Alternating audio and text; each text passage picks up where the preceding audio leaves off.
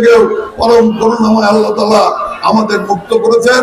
এই কারণে আমি হাজারবার লক্ষ কোটি বার পরম করুণাময় আল্লাহ তাআলার কাছে কৃতজ্ঞতা প্রকাশ করি। প্রিয় বন্ধুরা আমার, এই কৃতজ্ঞতা প্রকাশ করার সাথে সাথে দু একটি কথা বলতে চাই। আমাদের সাধারণ সম্পাদক সাহেব বলেছেন ষড়যন্ত্রের কথা। আজকে আরো ষড়যন্ত্র হচ্ছে। মিডিয়া গুলো আজকে আমাদের অবস্থান এমন ভাবে তুলে ধরতে চাচ্ছেন যাতে আবার একটি এমন অবস্থার সৃষ্টি হয় যাতে আবার একটি ১-১-১ হতে পারে আর কি। আজকে মিডিয়াতে বিভিন্ন সময় বিভিন্ন ভাবে শুধু বিএনপির বিরুদ্ধে লেখে যাচ্ছে। আজকে সেই সমস্ত বন্ধুদেরকে আমরা অনুরোধ করব যে বিগত ১৫ বছর ১৭ বছর আপনারা লক্ষ্য করেছেন কি অবস্থার মধ্য দিয়ে আপনারা কাজ করেছেন আর এখন কি অবস্থার মধ্য দিয়ে কাজ করছেন।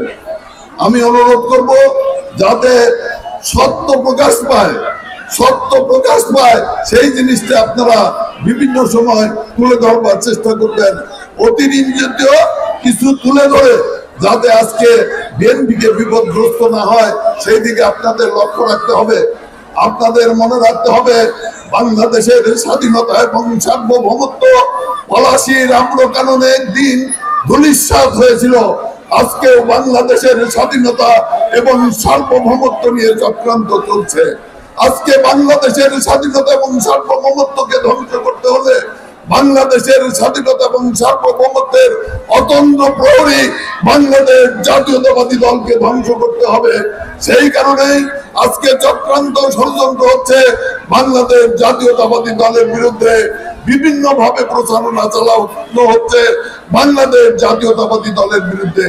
কাজে এই ইফতার মাহফিলে আপনাদের কাছে অনুরোধ জানাবো যে আগামী দিনে যতই কঠিন অবস্থা হোক না কেন, যতই বিপদগ্রস্ত আমরা হই না কেন, আমরা যাতে ঐক্যবদ্ধ ভাবে এই বাংলাদেশের স্বাধীনতা, বাংলাদেশের সার্বভৌমত্ব, বাংলাদেশের ইজ্জতকে আমরা রক্ষা করতে পারি সেই ব্যাপারে আপনাদের দৃষ্টি রাখতে হবে, ঐক্যবদ্ধ ভাবে কাজ করতে হবে। প্রিয় বন্ধুগণ, সাথে সাথে আরেকটি কথা বলতে চাই যে বিগত পতিত স্বৈরাচার এর দোসররা যেখানে বসে আছে বিভিন্ন জায়গায় কাজ করতেছে, তারাও বিএনপির মধ্যে বিভেদ সৃষ্টি করে, বিএনপির মধ্যে অনৈক্য সৃষ্টি করে তারা আজকে ফায়দা লুটার চেষ্টা করে যাচ্ছে। কাজে আমাদেরকেও স্মরণ রাখতে হবে, মনে রাখতে হবে যাতে করে আমরা নিজেরা বিভেদ না করি, নিজেরা বিরোধ না করি।